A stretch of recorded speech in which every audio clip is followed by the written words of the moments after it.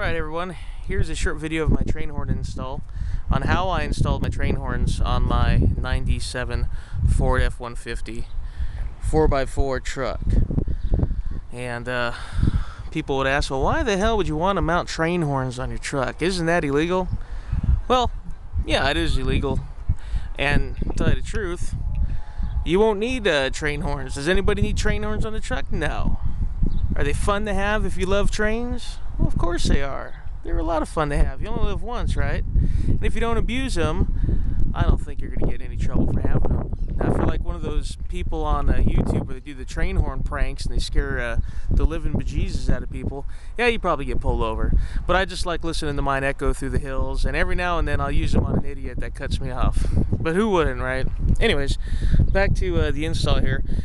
A lot of people put them underneath the truck. I didn't want to do that because I do go four-wheel driving, and that leaves them subject to damage by rocks and, you know, also road debris when you're on the highway. I do a lot of highway driving and whatnot, so I didn't want to really do that. So we put them up high and in the clear where they're supposed to be, and they sound the best in my opinion. Why would you want to put them muffled underneath the truck, you know? Anyways, here's my setup inside the truck. I am a ham operator, so I got all that junk in here. I talk on the CB2, and there's my scanner. Also, people do a solenoid with a push button. You know, I was going to do a little toggle switch thing here to activate the horn, but I said to myself, hell, on a real locomotive, do they have a little toggle switch to activate the horn? No, they don't. They have a Graham White valve. Yes, indeedy. That's what I have right there. This way you could manipulate the horn to make it sound like an actual locomotive there. So we got that. Let me show you guys the air tank setup here. That's just a 5-gallon tank. Fits nicely behind the seat. Charges up to about 150 psi. That's about what I run the horn at. The compressor kicks back on at about 120 psi, I think. And there is the compressor right down there. A Viair, I believe it is, a 444C. Compressor. I'll go around on the other side and show you. Kill switch for everything, and there's where the hoses and everything and my ham radio cables go through the wall back there. Okay, so that's how everything fits nicely behind the seat, away from the elements. Okay, that's the way I wanted it. And door fits, that Graham White valve fits nicely in between the seat and the door. Okay, let's come around here. Yes, nice 102-inch steel whip on the truck. Let's come around the inside here, and I'll show you guys how I have this hooked up here.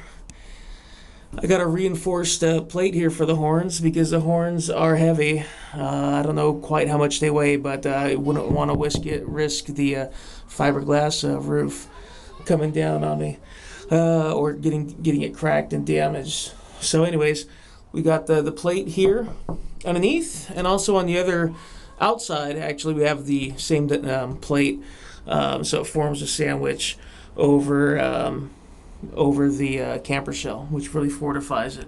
Hose comes down, goes in here. There's a kid out there, I don't know what the hell he's doing.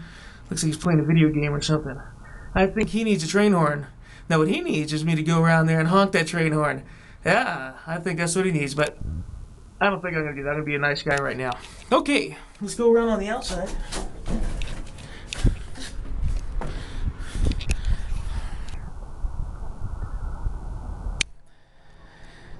There they are on the outside there. As you can see, I have the steel mounting plate on the top there where it's all bolted in there. And it actually works pretty good.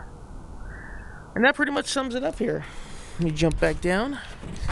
And yes, they are very loud.